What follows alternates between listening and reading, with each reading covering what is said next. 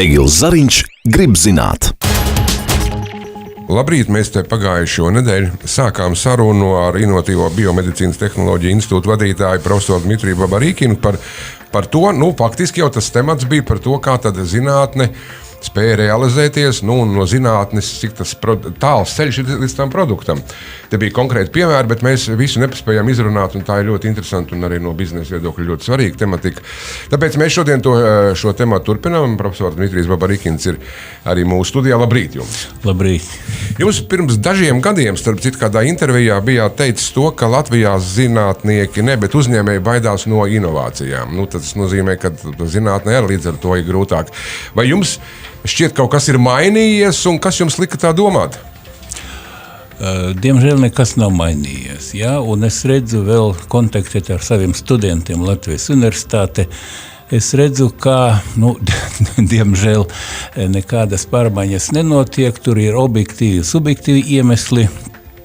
Bet tomēr tas ārkārtīgi svarīgs moments, un tad, kad tie jauni uzņēmēji sāk domāt, ar ko nodarboties, tad arī visādi semināri, kursi un ekonomikas ministri mēģina kaut ko un privātie, bet tad Latvija ļoti maz valsts, tad jāizlēma, ar ko nodarboties.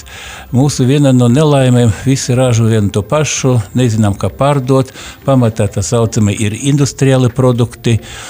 Un tad smagajos brīžos, krīze ir vai krīze nav, tā ir diskutabls jautājums, bet tad, kad es dzirdu politiķu pasakas par to, kā mūsu lieku pienu izdzer ķīnieši un konfektes apēdīs franči, var tikai pasmaidīt un saprotu, ka cerēt uz tādām lietām absolūti būtu jau labi. Bez šaubām, uzņēmējiem jābūt realistiem, jāpasakas varbūt tur citiem.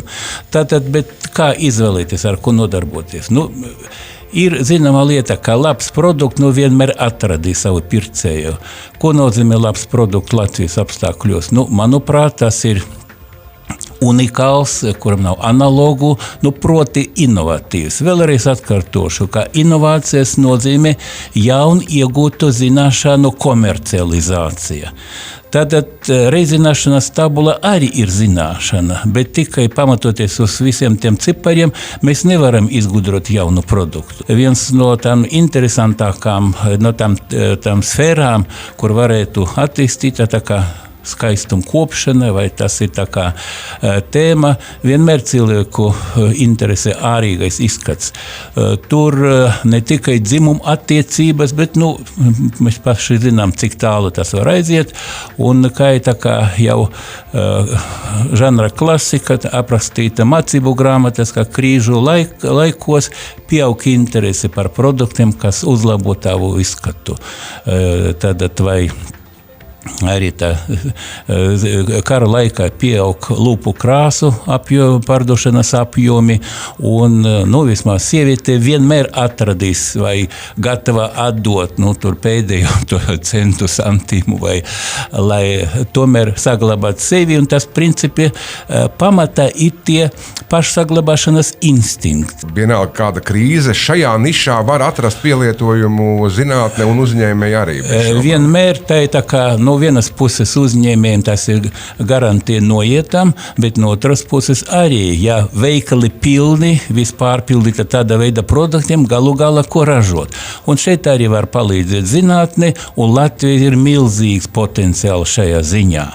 Tātad mēs varētu dažādi pieiet, un tā kā divi piemēri mūsu institūta darbība, tā kā viens no pēdējiem chronoloģiski produktiem, ar kuru mēs tomēr lepojamies. Tas ir produkts apetītes nomākšana un svara mazināšana. Tāds arī ir, ja. Ar nosaukumu Night Snack. Mēs izmantojam angļu vārdus, ja produktu pārsvarā tiek eksportēts. Un otrā tas ir tā kā izskatām, jo liekas svars ne tikai veselības problēma, bet arī estētiska kategorija, un tur daudz ko, jā. Tā viena lieta. Un otrā vēl, lai uzlabotu to savu āru izskatu, neparasta kosmetika. Un tādā sadarbībā ar to cita lieta, mēs tā strādājām, tātad ar mērķi izstrādāt no it kā banālā produkta, tā kā piens, pavisam jaunus produktus.